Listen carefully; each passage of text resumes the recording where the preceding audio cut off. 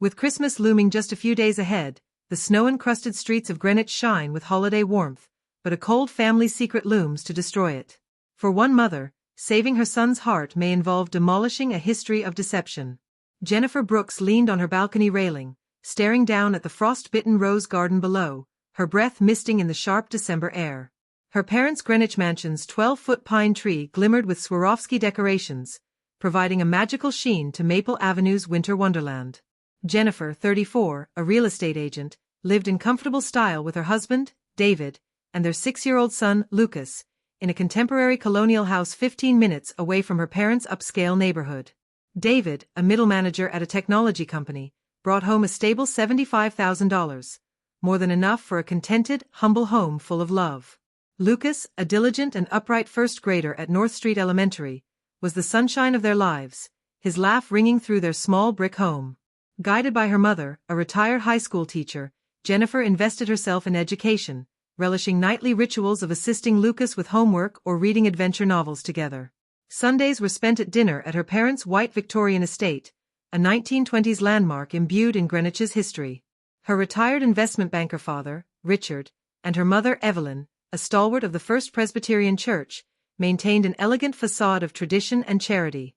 Jennifer's brothers and sisters, Lisa, married to a heart surgeon, Claire, a shrewd lawyer, and Mark, a young university professor, were all acceptable spouses according to their parents' high expectations. The siblings all shared responsibilities for taking care of their elderly parents. Lisa coordinated medical appointments at Greenwich Hospital, Jennifer coordinated home maintenance service contracts with Heritage Home Services, Claire coordinated legal affairs such as wills, and Mark coordinated the family investment portfolio.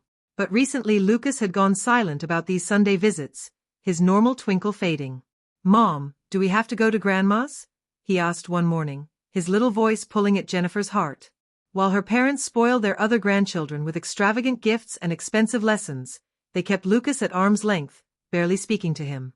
At Greenwich Women's Club luncheons, Evelyn went on and on about Lisa's twins or Claire's daughter, but Lucas's name was heard infrequently on her lips. Jennifer wrapped her arms tightly around her son, her determination firm. "It's all right, Lucas. Mom and Dad are always here for you." Their house, if humble by comparison to the mansion, was a comfortable haven, weekends playing catch in the park or having backyard barbecues with neighbors. Why wouldn't her parents appreciate the happiness of their simple existence? As Christmas drew near, Jennifer couldn't shake a nagging apprehension about the family reunion. They arrived at the mansion driveway on Christmas afternoon, Lisa's silver BMW already parked. Lucas, wearing his new red sweater, held Jennifer's hand, his small fingers drumming against hers. "I don't want to go inside," he whispered, his brown eyes big. David knelt down beside him, his voice soft but strained. "Hey, come on, buddy, I'll bet there's something great waiting for you." Jennifer detected the tension in her husband's voice, a reflection of her own increasing fear. The massive oak door creaked open, and warm air wafted in with the savory aromas of roasting turkey, cinnamon, and apple pie. A 25-pound butterball turkey browned in the oven, the dining table set with Wedgwood china and a perfectly devised Christmas menu. "Jennifer, you're here," Evelyn said, gliding into the foyer in a cream cashmere sweater, her pearl necklace catching the chandelier's light. She barely glanced at Lucas, offering Jennifer a quick peck on the cheek. "You're late. Lisa's kids are already playing." From the living room, the excited chatter of Jennifer's nieces and nephews filled the air. Under the towering Christmas tree, a pile of gifts wrapped in shimmering ribbons waited. Lisa's twins, Ethan and Emma, were busy with a new games console, and Sophie, Claire's daughter, tapped away on a glossy coding pad. "Merry Christmas, Patricia," Richard boomed from an armchair, Scotch glass in hand, insisting on Jennifer's maiden name despite her taking his last name, Brooks. Jennifer's jaw clenched, but she smiled. Lisa gestured Lucas over, her smile friendly but with an apologetic something. "Hey, Lucas, check this out." Evelyn glanced at Lucas's sweater, the corners of her mouth twitching. "That's adorable. Target, huh?" Jennifer's chest constricted. The $20 sweater had brightened Lucas's face when he'd chosen it, but her mother's voice was dripping with disdain. As dinner approached, the mansion was alive with energy. Mark, the professor, spun mental arguments that thrilled Richard. Claire regaled with humorous stories from her law practice, and Lisa's husband, Dr. Tom, discussed the latest surgical technology. Evelyn and Richard nodded thoughtfully, their faces alight with pride. But when David began discussing a new project at his technology company, Richard growled and shifted the subject. When Lucas spoke up regarding a school art project, Evelyn spoke over him with a terse, "Let's hear from the grown-ups first." The dinner table was a picture of excess: roast turkey, whole fruit cranberry sauce, green bean casserole, sweet potato mash, and a Whole Foods pumpkin pie, all neatly placed on fine china. Richard recited the blessing for the family, his voice serious. "Lord, we thank you for this meal, our successful children, and their great children." The words cut, a gentle exclusion of Lucas that Jennifer felt like a slap. After supper, the family sat before the fire to open gifts. Lisa's twins ripped into packages filled with expensive gaming consoles and designer coats. Claire's daughter was given a high-end tablet and coding lessons, and Mark's son opened up top-of-the-line soccer equipment and a robotics set. The room erupted into squeals of joy, the firelight flickering across smiling faces. Finally, it was Lucas's turn. Evelyn presented him with a small, unadorned box, her smile pointed. "Here you go, Lucas." His eyes lit up with hope as he delicately unwrapped it, Jennifer taking her breath. He opened the lid, and his face dropped. The box was empty. Evelyn's voice was icy. "He doesn't need anything, does he?" Lucas's eyes welled up with tears, his little hands holding the empty box. The room fell still, the air thick with shock. Jennifer's heart broke, fury seething beneath her composed facade. She glared at Evelyn, her mother's condescending look searing into her. No words were necessary, her mother's cruelty spoke for itself. Jennifer stood, embracing Lucas as his tears finally broke free. David trailed behind, his face set in a knot of anger, as they departed. Lisa's gentle gasp followed them out, but no one else spoke. In the hall, Jennifer looked at the family pictures on the walls, smiling faces that now seemed like an empty deception. Outside, it snowed gently, Christmas lights' soft glow taunting the ache in her heart. In the car, Lucas dried his tears on his red sweater cuff, his voice a small sob. "Why don't they like me, Mom?" Jennifer's throat constricted, her knuckles white as she drove off into the distance, the mansion disappearing in the rearview mirror. She swore then and there, her boy would never know this kind of pain again. "Lucas, sweetie," David murmured gently, his hands firm on the steering wheel as they pulled home through the white Greenwich streets. "No matter what Grandma and Grandpa believe, Mommy and I love you more than anything."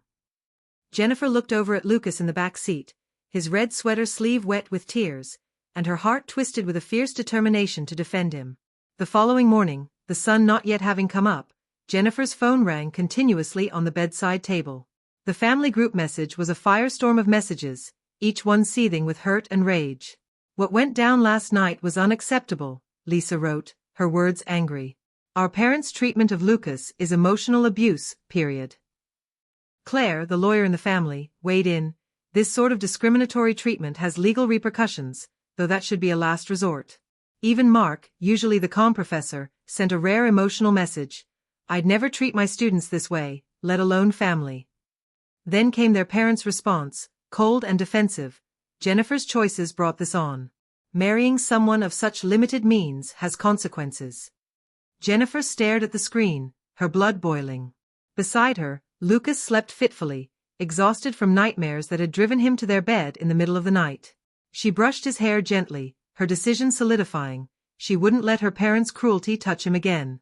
That afternoon, the siblings gathered in Claire's sleek Manhattan law office, the Greenwich skyline a hazy outline through the high-rise windows. Claire opened her laptop, her voice steady and professional. "Legally, discriminatory treatment of a grandchild can be grounds for action, but we'd rather hit them where it hurts, their lifestyle." Lisa, composed like the doctor she was, nodded. "We need to cut off the support that props up their perfect image." Mark stood at a whiteboard, scribbling numbers with a marker. "I've crunched the data," he said, pointing to a spreadsheet. "Our help, Sunday dinners, medical transport, home maintenance, investments, keeps their mansion and social status afloat." Lisa's eyes narrowed. "Do they even realize we've been covering their Greenwich Country Club dues for years?" Claire continued, "And the church fundraiser events? We've been subsidizing their image." Jennifer remained quiet, her fury tempered by a sense of purpose building. By meeting's end, they had a strategy. a strategic, unified attack on their parents' deception. That night, they implemented it. Lisa phoned their parents' main doctor at Greenwich Hospital. "I'm sorry, but we can no longer take them to their appointments," she stated bluntly. Claire contacted Heritage Home Services. "We're canceling the maintenance contract, effective immediately," she stated, her tone leaving no room for negotiation. Mark reached out to the family's investment advisor. "Remove my name from managing my parents' accounts," he instructed, his voice clipped. The fallout spread like wildfire through Greenwich's tight-knit circles. In the Greenwich Women's Club private group, whispers about the Christmas incident exploded. Longtime friends started to distance themselves from Evelyn, unfriending her on Facebook and turning down her lunch invitations. At First Presbyterian Church, the charity committee discreetly stepped down Richard and Evelyn from their duties, their absence with raised eyebrows. The mansion itself started to crack up, the rose garden browned, neglected, a roof leak dripped into the foyer, neglected, the heating system wheezed without a contractor to call. Tax notices accumulated, late fees piling as their economic house of cards wobbled. Had Richard and Evelyn never understood how much their kids supported their indulgent lifestyle? Jennifer had witnessed it all, a combination of satisfaction and guilt pulling at her. "How's Lucas doing?" Lisa inquired over the phone, her tone warm with empathy. "He's coming along," Jennifer said, looking over at Lucas tossing a baseball with David in the backyard. "David's been practicing with him nightly. It's working." Claire spoke up on their group call. "My kids would love to spend time with Lucas. What about a hot chocolate party at my house this weekend?" Jennifer smiled, thanking her siblings for their kindness. At Claire's house, Lucas stepped around with his cousins, their giggles pure and unmuddied by the adult stuff.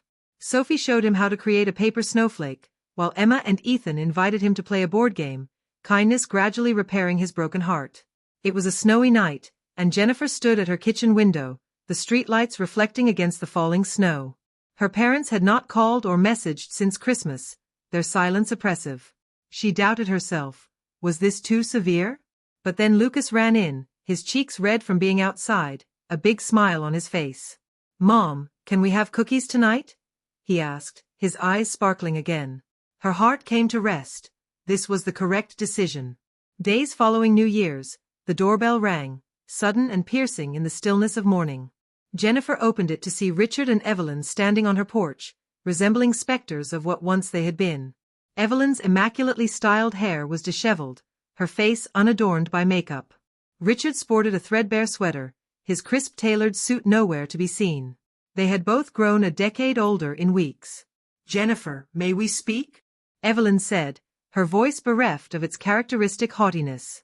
Jennifer faltered, then moved aside, allowing them into the living room. David set out coffee, his presence quiet but unwavering, as the aroma of morning pancakes clung. Lucas was in his room on the second floor, constructing a Lego castle. Richard got the conversation started, his tone low. "We're struggling, Jennifer. We didn't know how much we depended on you all." Evelyn's eyes were brimming with unshed tears. "The hospital cancelled our appointments. The house is disintegrating, leaks, no heat. Tax bills are stacking up." Richard took out a crumpled notice from his pocket, a notice of late payment from the Greenwich Country Club. "Our friends have turned their backs," he said softly. "The church doesn't want us anymore." Evelyn's voice cracked. "Our pension isn't enough. We've been living beyond our means, keeping up appearances." Jennifer's chest constricted, but she did not back down. "And Lucas? Why did you treat him like he didn't exist?" Evelyn grasped a frayed handkerchief, her hands shaking. "I was mistaken. I could not accept your marriage to David, a middle manager, not the kind I had envisioned for a Greenwich daughter." Jennifer suggested softly yet with resolve. "David is a wonderful husband and father. Lucas is our everything." Richard's eyes lowered, his words trembling. "We allowed our pride to cloud our judgment. Having Lucas at dinner, he was a reminder of what we perceived as your error." Evelyn avoided her gaze, tears falling. "But we were the ones who failed. You stood behind us, and we paid you back with cruelty." Jennifer's heart teetered, caught between rage and the sliver of hope for forgiveness. She looked up the stairs, remembering Lucas's smile, and knew her next moves would be for him. "We're sorry, Jennifer," Richard said, his head hung low, his voice thick with humiliation. "We let you and Lucas down, and we want to fix it." Evelyn's smile faltered, her poise exchanged for something delicate, but she nodded in silence. Jennifer was unable to answer before a faint creak sounded from the stairs. Lucas was sitting halfway up the stairs, his tiny frame holding onto the banister, his wide eyes staring at his grandparents. How much had he overheard? "Why don't you like me?" he asked, his pure voice cutting through the room like a knife. The air hung in the balance, each breath caught in mid-air. Evelyn's expression folded, her eyes welling up with naked regret for the first time. "Lucas, she began to say, her voice trembling. "I don't deserve forgiveness. I was mistaken, so terribly mistaken." Her years-long facade of pride seemed to crack, her shoulders quivering as she gazed at her grandson. Jennifer stood frozen, her heart torn between rage and a distant possibility of improvement. Lucas slid down the stairs, his red sweater bright against the dim light, and approached Evelyn cautiously. "Don't cry, Grandma," he said softly, his small hand reaching out. "You can borrow my sweater if you're sad." At his pure, unguarded words, Evelyn's composure broke completely. Tears streamed down her face, smudging her makeup, as she knelt and pulled Lucas into a trembling hug. Richard looked at the window, his eyes teary, as he watched the New Year's snow fall silently outside. "Jennifer, David," he said, his voice shaken. "Will you let us give you a chance to be better?" Jennifer exchanged a look with David, who gave a small, reassuring nod. She stood in front of her parents, her voice firm but steady. "There are conditions. You must accept Lucas and our life, not for your social standing, but from your hearts." Richard and Evelyn nodded, their faces serious, an unspoken promise left in the air. Jennifer understood change wouldn't occur overnight, but something about this moment felt like the beginning of a new era. 3 months passed before the mansion on Maple Avenue no longer shone with its past glory. The Greenwich Country Club membership had expired, and Evelyn's much-loved Wedgwood china was advertised for sale on the internet. Weekly housekeeping had vanished, and Evelyn and Richard knelt in the rose garden now, pruning with equipment purchased at a nearby hardware store. "What is real happiness, anyway?"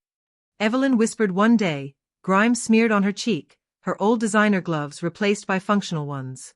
Richard, a former arrogant investment banker, had assumed volunteer accounting at the community senior center. His face, once written with pride, now bore a serene peace. "Money and status aren't everything," he whispered, throwing a baseball with Lucas in the backyard on a Saturday afternoon. His words had the weight of regret, but also the spark of hope. The changes crept up on them slowly but irreversibly. Each Saturday, Richard and Evelyn sat down to dinner with Jennifer's family at their snug colonial house. The food was less fancy, homemade spaghetti or burgers grilled outdoors, but the laughter at the table was warmer than any expensive feast. One night, Lucas sped over to Evelyn with a crayon drawing from school, a vibrant sketch of their family. "Grandma, look what I made," he flashed. Evelyn's eyes misted as she examined it. "It's perfect, Lucas. May I hang it in our living room?" Her tone contained no hint of the old patronizing, only warmth. The siblings had gingerly re-established their support. Lisa scheduled medical appointments again, Claire provided legal counsel for their parents' budget-cut finances, and Mark assisted with managing their small investments. But rules existed this time. "Love is unconditional," Claire informed a siblings meeting, her lawyer's voice firm. "But our support has limits." They created a notarized contract, stating mutual respect and responsibility, so Lucas would never feel lesser than again. Everything wasn't roses. Evelyn would slip at times, cajoled by old friends to pursue her old socialite status. But Richard would restrain her gently, saying, "Evelyn, we know what counts now." They no longer sat in the front row at the First Presbyterian Church, their names affixed to large donations. Instead, they occupied humble seats in the back, searching for faith rather than status. "I wandered from what's right," Richard admitted to the pastor one Sunday, his voice low but genuine. Evelyn quit the Greenwich Women's Club and joined a local book club instead. "There, nobody pays attention to titles," she said to Jennifer, her eyes aglow with discovery. "It's just folks swapping stories and coffee." The mansion evidenced their change. Those tacky chandeliers were gone, replaced by Lucas's sketches and informal family photos. This Christmas, they chose a 6-foot tree, decorating it together with handmade ornaments, Lucas's laughter filling the room. "Maybe this is what luxury really is," Evelyn said, stringing popcorn with Lucas, her smile soft. Financial worries lingered, retirement funds were tight, but Richard and Evelyn faced reality, living modestly for the first time. We lost so much to pride, Richard admitted one evening, watching Lucas play. But we're finding something better. The most dramatic change was with Lucas. Grandpa, you came, he yelled, waving in the field during his Little League game, Richard cheering in the stands. Grandma, thanks for the math help, he exclaimed, hugging Evelyn after she patiently explained fractions. His innocent heart forgave their errors, spinning new ties stronger than the old ones. One evening, as Jennifer tucked Lucas into bed, he whispered, Grandma and Grandpa are nicer now. Jennifer kissed his forehead, her heart overflowing. They're learning, just like us.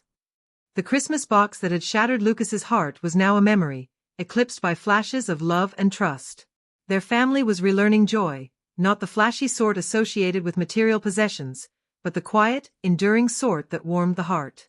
Lisa put it best, we'll get more challenges, but now we know what family really means. Outside, sun from spring filtered through the horse chestnut trees along Maple Avenue, new blossoms opening.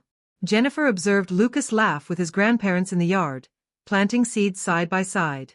The empty box was lost, replaced now with memories of a family restored on love. Pride can blind, but a child's love can illuminate the path to true family and forgiveness. Enjoyed this ride of heartbreak to hope? Like this video, share with your friends, and subscribe to Revenza Tales for more stories that hit you where it counts. Leave a comment, what would you have done if you were Jennifer?